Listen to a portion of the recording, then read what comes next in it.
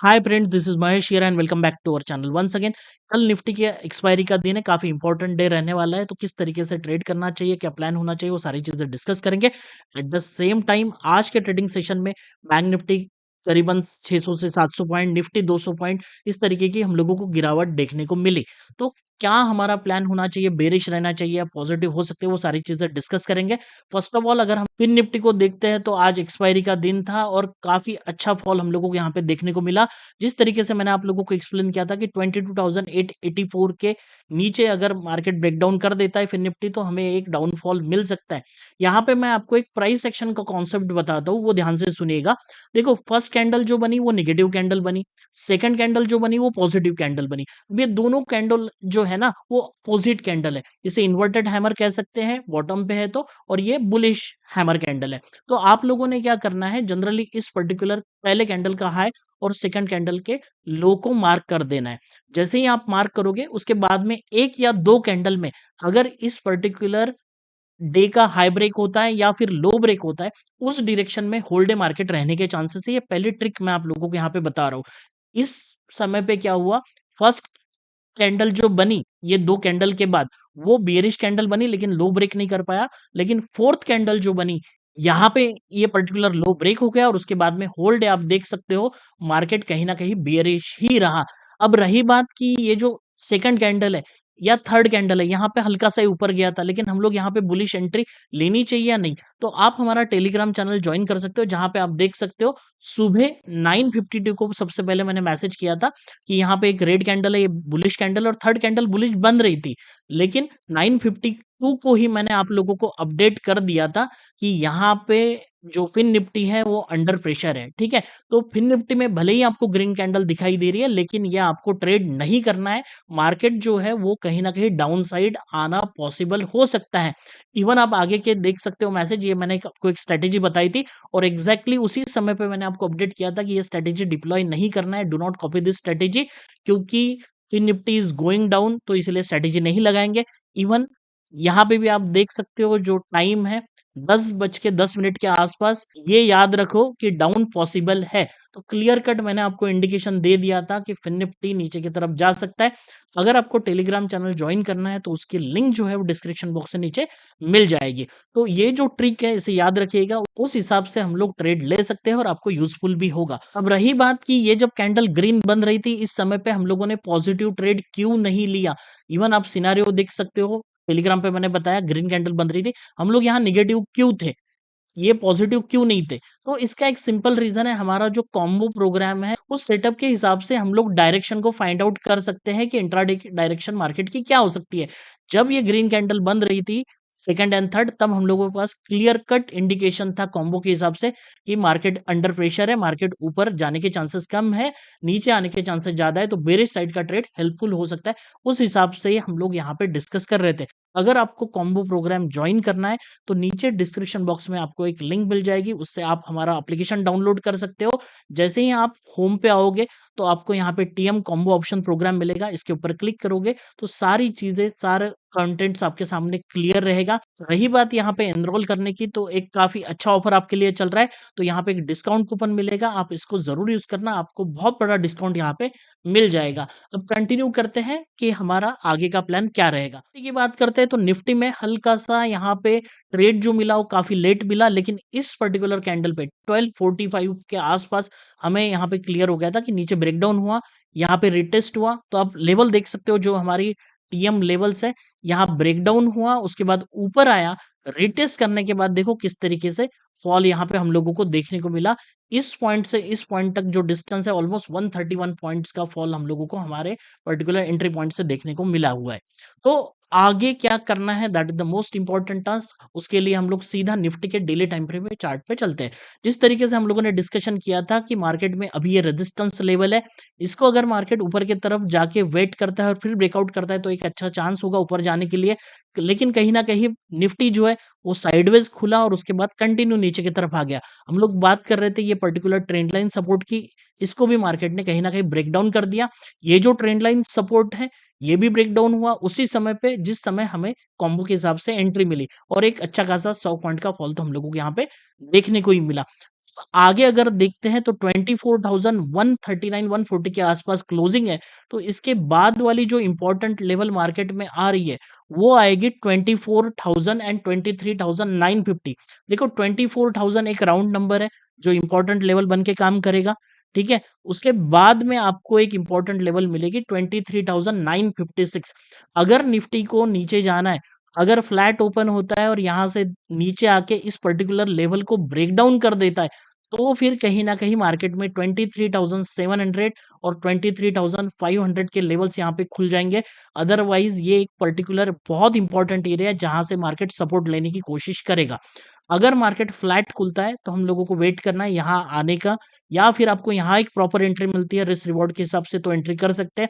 Otherwise ये critical area रहेगा जहाँ पे हम लोगों को ध्यान रखना है, या फिर सीधा मार्केट गैप डाउन खुलता है और इस पर्टिकुलर लेवल को ब्रेक डाउन करता है तो काफ़ी बेरिश मूवमेंट मार्केट में हो सकती है।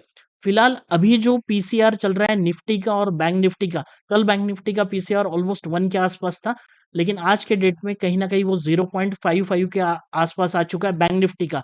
एंड निफ्टी की बात करते हैं तो अराउंड 0.5253 के आसपास है। तो पीसीआर काफ़ी नीचे आ चुका है, मार्केट काफ़ी अंडर प्रेशर है, ये क्लियर यहाँ पे हो रहा है। अब रही बात कि यहाँ से ऊपर चला जाता है तो यहाँ से अगर ओपन होने के बाद ऊपर चला जाता है, थोड़ा कॉन्फिडेंस कम रहेगा, लेकिन हम लोग इंट्राडे की लेवल्स निकाल के देखेंगे कि कहाँ पे हमारी प्रॉपर एंट्री हो सकती है, कौन से प्राइस पॉइंट पे हम लोग यहाँ पे एंट्री करेंगे। ओपन इंटरेस्ट को देखते हैं या फिर पोजीशंस को देखते हैं किस तरीके की पोजीशन मार्केट में बनी है। तो मैं आपको यहाँ पे बता दूँ जो इम्पोर्टेंट लेवल थी 24,300 एंड 24,400, ठीक है? इवन मैं आपको बता रहा हूँ 23,200, ये तीनों लेवल के आसपास 23,200, 300 एंड 400, ये तीनों स्ट्राइक प्राइस पे जो पुट सेलर्स है वो आज के डेट में यहाँ से अपने पोजीशन को हटा चुके हैं, ठीक है। तो ये तो क्लियर है कि यहाँ से मार्केट ऊपर जाने का चांस हल्का सा कम है। अगर ये 23,200 के या 23,100 की भी बात करते हैं ना, तो 23,100 यहाँ पे एटीएम कहलाएगा। यहाँ पे आपको कॉल साइड और पुट साइड में दोनों साइड में जो लोगों ने पोजीशन बनाई है वो ऑलमोस्ट सेम है, लेकिन आज के ट्रेडिंग सेशन में यहाँ पे कॉल बेचे गए, ठीक है। अब इस पर्टिकुलर प्राइस पॉइंट पे अगर हम लोग देखेंगे जहां एटीएम है, जिस जगह पे निफ्टी खड़ा है, यहाँ पे अगर कॉल सेलिंग ज्यादा हो रही है कंपैरेटिवली, मतलब इंट्राडे में आज यहाँ पे कॉल सेलिंग की पोजीशन बनाई गई, पुट सेलिंग की बहुत कम है, तो कहीं ना कहीं मार्केट अंडर प्रेशर है, ये क्लियर कट यहाँ पे दिखाई दे रहा है। तो कहीं ना कहीं गैप डाउन के चांसेस या ओपनिंग फ्लैट ओपन होने का नीचे आने के चांसेस ज़्यादा होंगे, प्रोबेबिलिटी ज़्यादा रह सकती है, ठीक है? इसीलिए मैं आप लोगों को कह रहा हूँ यहाँ से पॉजिटिव बनता है, तो फिर कहीं न कहीं हम लोग ट्रेड करते हुए थोड़ा सोचेंगे या फिर क्वांटिटी कम लेंगे।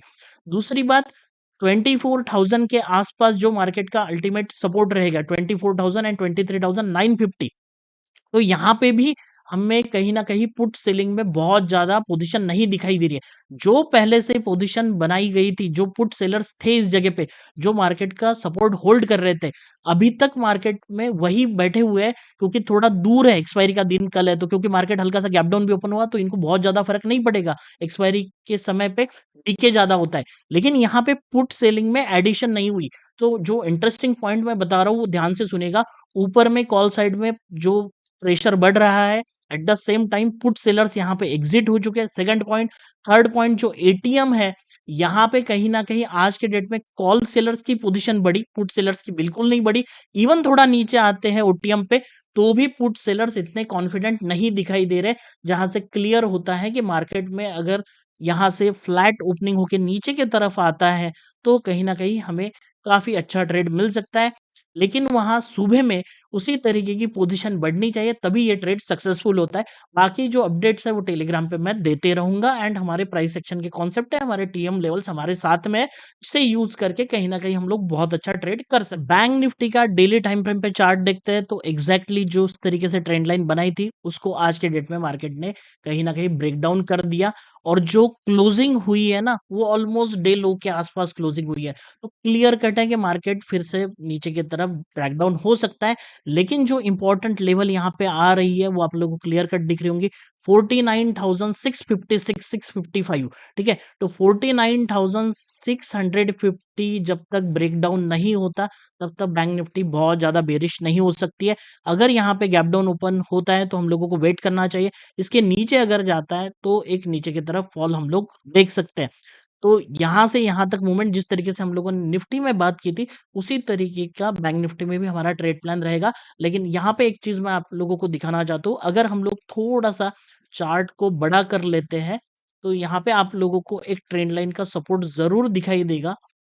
तो ये जो प्राइस पॉइंट है, यहाँ से अगर आप एक पर्टिकुलर लेवल को कंसिडर करते हो और ड्रॉ करते हो कि एग्जैक्टली ये फर्स्ट पॉइंट, ये सेकंड पॉइंट, ये थर्ड पॉइंट, ये fourth point, fifth, six, seventh, eight, यहाँ पे नीचे आके फिर से ऊपर चला गया नाइन्थ पॉइंट, और ये अभी जो पॉइंट आ रहा है ये अगेन 10वां पॉइंट रहेगा, जो कहीं ना कहीं पिछले कई दिनों से मार्केट में एक इंपॉर्टेंट सपोर्ट का काम कर रहा था।